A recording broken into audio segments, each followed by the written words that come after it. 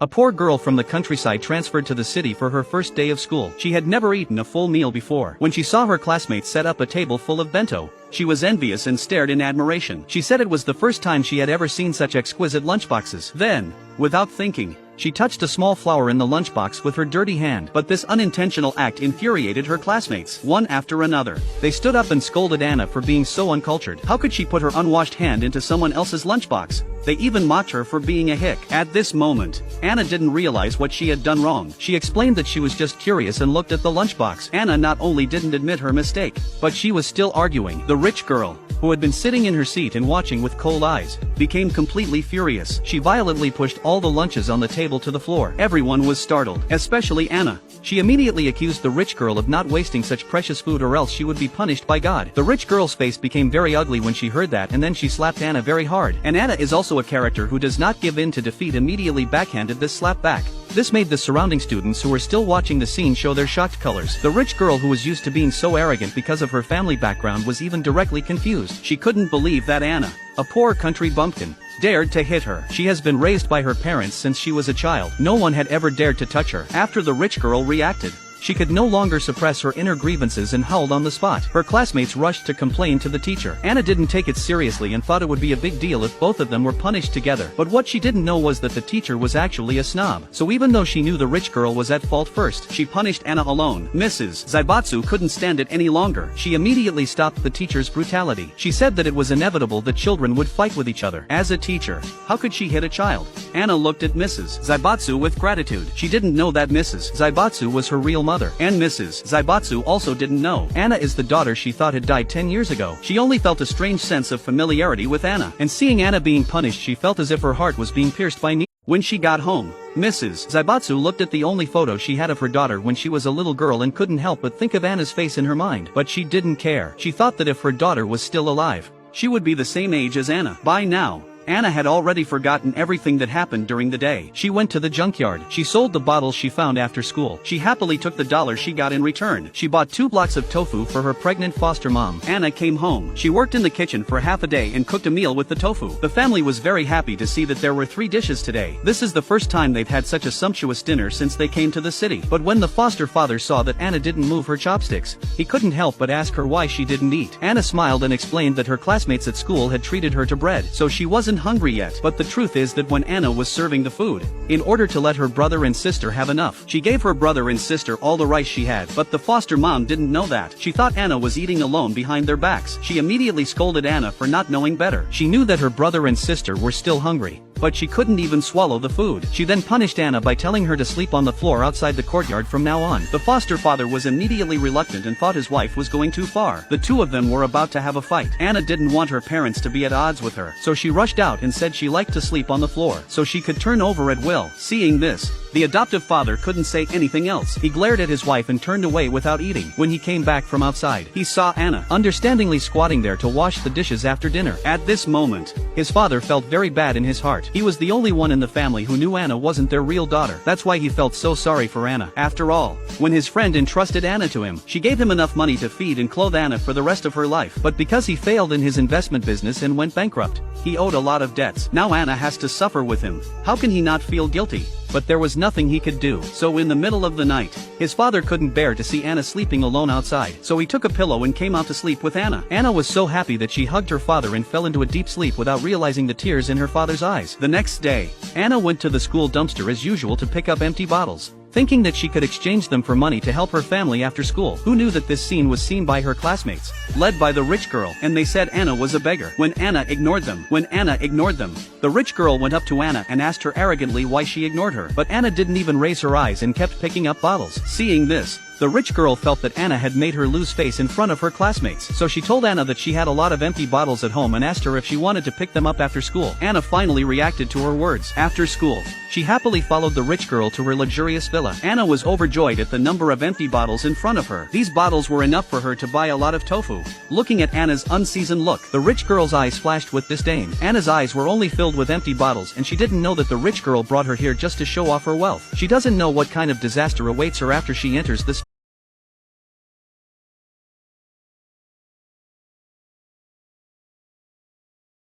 For the first time, A poor girl from the countryside is invited to the home of a plutocrat's daughter. She looked around in amazement at the lavish decoration of the house. She looked as if she had never seen the world before. The plutocrat's vanity was greatly satisfied, because the reason why she brought the girl to the house was to show off her wealth. Seeing the girl staring at the ornaments on the table, the rich girl stood up and proudly introduced it to her as a precious jade that was even more precious than diamonds. Forgetting that the girl didn't even know what jade was, as soon as she spoke, the girl questioned her. She said, "It's just a stone.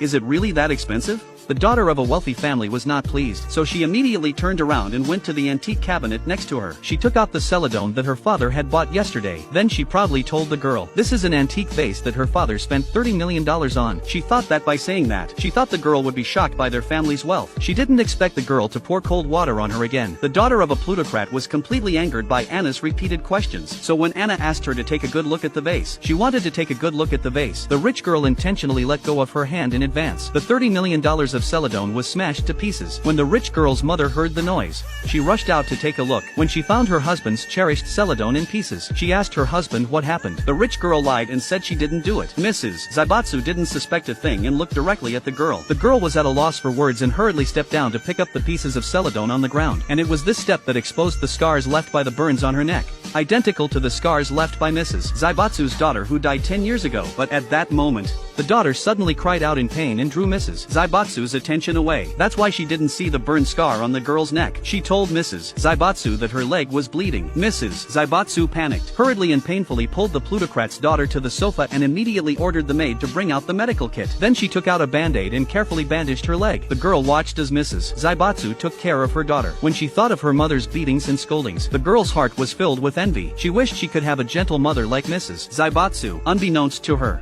she was in fact Mrs. Zaibatsu's own daughter. But Mrs. Zaibatsu, who was treating her daughter's wound, was filled with anger. She angrily got up and scolded the girl for breaking the vase and injuring her daughter without even apologizing. The girl froze for a moment and subconsciously apologized, but still explained that she did not break the celadon. But Mrs. Zaibatsu didn't believe her. She thought she was lying to avoid responsibility and became even more angry. She said the girl was hopeless. She said she was going to find the girl's parents. After dinner, the girl hurriedly pulled on the empty bottles that the plutocrat's daughter had promised her and limped home. She was afraid that her parents would worry if she returned too late. As expected, she met her foster father who had been waiting for her at the entrance of the village. He saw the wound on the girl's leg right away. He thought the girl had suffered the wound because she had been collecting empty bottles and selling them to make ends meet, and he felt both guilt and pain. So he told the girl in an almost commanding tone not to go out and collect bottles again. He had found a job at the shipyard and earned enough to support his family. The girl's eyes immediately lit up when she heard this, and she felt happy for her father from the bottom of her heart. So she agreed to stop collecting bottles. Then she happily followed her father towards home. Seeing that the girl was injured and had difficulty moving, the foster father squatted down and carried the girl on his back. Only then did the foster father realize that his daughter had grown into a big girl. It seemed like yesterday when his friend entrusted him with the girl. He marveled at how quickly time had passed and thanked his friend for giving him such a sensible daughter. But the girl's foster mom thought differently. She thought she was her husband's illegitimate daughter by another woman and never gave her a good look. Now, for example,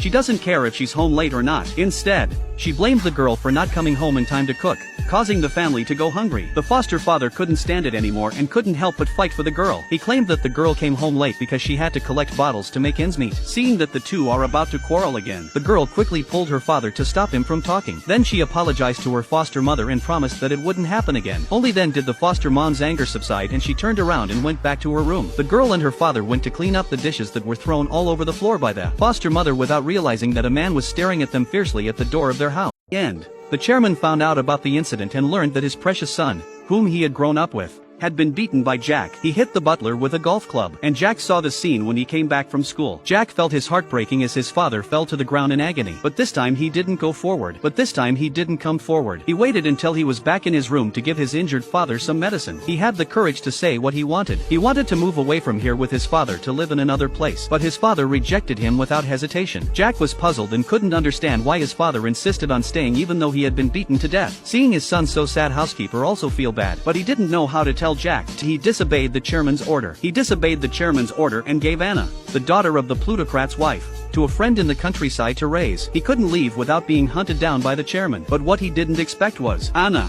whom he sent away, became friends with the chairman's daughter. When Anna appeared in the chairman's house, the housekeeper was shocked. He was afraid that the chairman would find out that Anna was still alive. Then his and Jack's lives would be in jeopardy. So at night, when Anna left the chairman's house, the butler quietly followed Anna. He found Anna's foster father and asked him why he was still here and ordered him to take Anna away. But the adoptive father told the butler he owed a lot of money to loan sharks and his wife's third child was about to be born, so he had nowhere else to go. The housekeeper can only resort to the second best, lying that the chairman hates strange children and asking the foster father to keep an eye on Anna and not to let Anna go to the chairman's house again. The butler then played the emotional card and said that he was also living under a false roof and hoped that the foster father wouldn't make things difficult for him. After hearing this, the foster father felt very strange, but still agreed. But when he returned home, he found out from Anna the chairman didn't hate her at all and was very kind to her. This made his father wonder. He couldn't understand why the housekeeper was so afraid of Anna going to the chairman's house and why she lied to him. The butler's father was insulted by the master's youngest son for being the family's watchdog. The butler's son,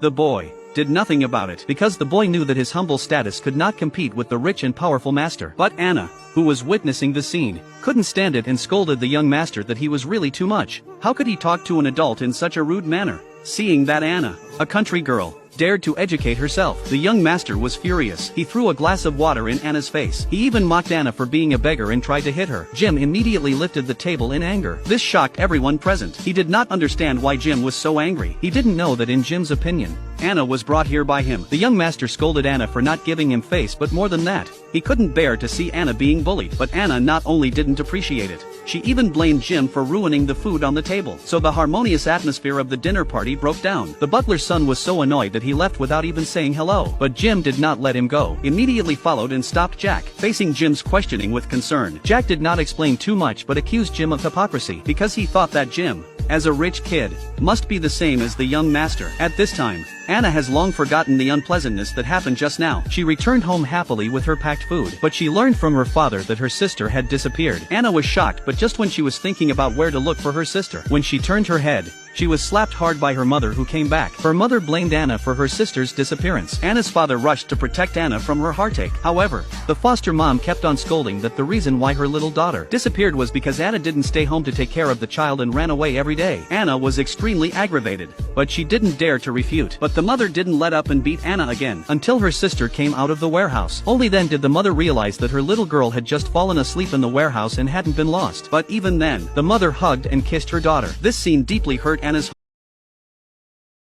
She couldn't understand why she was both her mother's child, why she couldn't get her mother's love no matter how hard she tried. Anna's eyes flashed with sadness and then she ran out of the house sadly. Anna's father hurriedly chased after her, fearing that she might do something stupid. But he stopped in the middle of the chase. He thought that Anna must want to be alone at this time. Anna ran to the top of the hill and kept telling herself that she would be fine. As the older sister in the family, she couldn't compete with her younger sister, and then she cheered herself up over and over again. The sourness in her heart subsided, but the tears were still streaming down her face. She didn't realize that this scene was seen by Jack, who also came here. Perhaps because they both have unresolvable problems in their hearts, their relationship became closer. Their ignorant hearts are getting closer and closer to each other without realizing it. But what Anna and Jack didn't know was that their fathers were fighting right now. The housekeeper angrily rode Anna's father's collar and furiously questioned him why he didn't listen to his own warning that he should keep an eye on Anna and not let her come to the chairman's house again. But the man was not one to be trifled with. Take her with him. She told him not to bring Anna to Seoul, and the housekeeper had repeatedly threatened him not to let Anna go to the chairman's house. Thinking about this, the man's heart couldn't help but make a bold guess that Anna might be the chairman's daughter. So in order to confirm what he thought, the next day when he went to work, he asked his colleague if the chairman's family had ever lost a newborn baby. After thinking about it for a while, the colleague told him that the chairman's wife did lose a baby 10 years ago. He heard that the housekeeper was not taking care of the child properly and he fell into the sea. Even the body was not found. Hearing this, the man was shocked to realize that his daughter, whom he had raised for 10 years, was the daughter of a billionaire tycoon. Forbear children behind the back of their parents to drive the yacht out to sea but did not expect the bottom of the boat actually leaks. The engine could not run properly because of the seawater soaked and the yacht stalled. Seawater instantly filled the cabin. 3 of the children rushed to get pots of water out desperately, but they could not keep up with the speed of the seawater filling the boat. But at such a critical moment, Lucy, the daughter of a rich family, not only didn't help, but also climbed to the top of the yacht. She was afraid of getting her newly bought shoes wet. At the same time, she kept complaining that the speed of the 3 men was too slow. Jim, the second-generation rich man, immediately became reluctant, angrily accused Lucy of not being able to do anything else but talk, not seeing that they are all dying of exhaustion. If she can do it, she can make water. Lucy knew she was in the wrong, so she shut her mouth. Seeing that the seawater is getting more and more, Anna realized that this is not a solution. Just when we were at our wits' end, she suddenly remembered that there was a walkie-talkie in the cockpit, but no one knew how to use it. Anna had no choice but to rush into the cockpit and pick up the walkie-talkie. She pressed a few buttons and started to call for help, but the intercom was not responding. At this moment, the yacht looked so small in the ocean. Not even the shadow of a seagull can be seen around. Anna knew that if he didn't find a way out, the four of them would sink to the bottom of the sea together with the yacht. Fortunately, there was no way out. Jack found the life jackets and flares on the yacht, but while they were busy putting on the life jackets, Lucy started to be unreasonable and cried that the life jacket was too ugly to wear. Anna was very angry when she heard that, but she tried her best to coax Lucy with patience and put the life jacket on Lucy herself. But then something happened again. Anna, ready to launch a flare, because of the sudden violent shaking of the yacht, suddenly fell down unexpectedly. The flare also fell into the sea, but they all knew they didn't have much time left. Anna immediately threw the escape cube into the sea. Then she jumped from the yacht first. Jim and the others followed to buy time to wait for help, so they all managed to jump into the sea before the ship sank. They looked at the yacht submerged in the sea with a sense of trepidation. Heart cannot help but feel a moment of fear. If they had been a step behind, they would have ended up like the yacht. Especially Lucy, who had been spoiled since she was a child, was deeply stimulated by this scene. She couldn't use her hands to grab the escape cube, struggling desperately in the water. Jim quickly grabbed Lucy's hand and calmed her down, which calmed her down. Never seen such a biased, patriarchal mother. Her son wanted meatloaf and she gave him the only $2 we had left. But her daughter had just come back from an accident at sea. She wouldn't even give her daughter a bowl of congee. She even stood in front of her husband who wanted to make congee for her daughter and refused to let him go. The man had no choice but to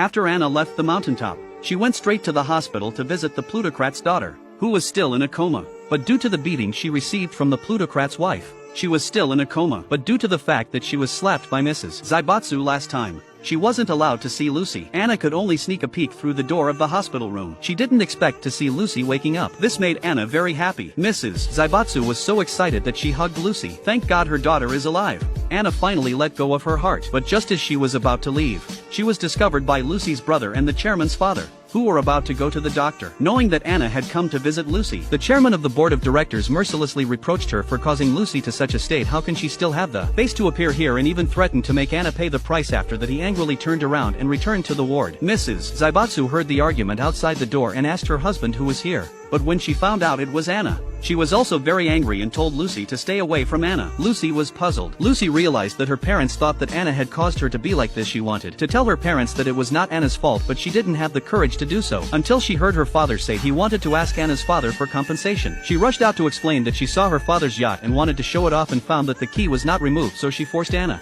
who knew how to drive a boat, to drive it. Seeing that her father was still determined to get Anna into trouble, Lucy also told the story that Anna saved her. Upon hearing this, the plutocrat and his wife realized that they had misunderstood Anna. Especially Mrs. Zaibatsu felt guilty when she thought of slapping Anna for that, so in order to express her apology, after Lucy was discharged from the hospital, Mrs. Zaibatsu invited Anna and her family to her home. But she didn't realize that it would turn out to be a mistake. The two families almost came to blows. The father realized he was dying, so with his last breath, he raised his hand and pointed to Mrs. Zaibatsu, who had just come to visit him. He wanted to tell his daughter that Mrs. Zaibatsu was her real mother, but due to his wounds, he didn't have the strength to tell the truth. In the end, he left this world forever with a deep sense of guilt for his daughter. Mrs. Zaibatsu's chances of identifying her daughter were shattered. Seeing Anna crying so sadly, Mrs. Zaibatsu could only leave the hospital room silently. Then she asked the housekeeper to help Anna and her family with the funeral. Unbeknownst to her, the butler was the culprit who separated her from Anna and killed Anna's adoptive father with his car. At the funeral,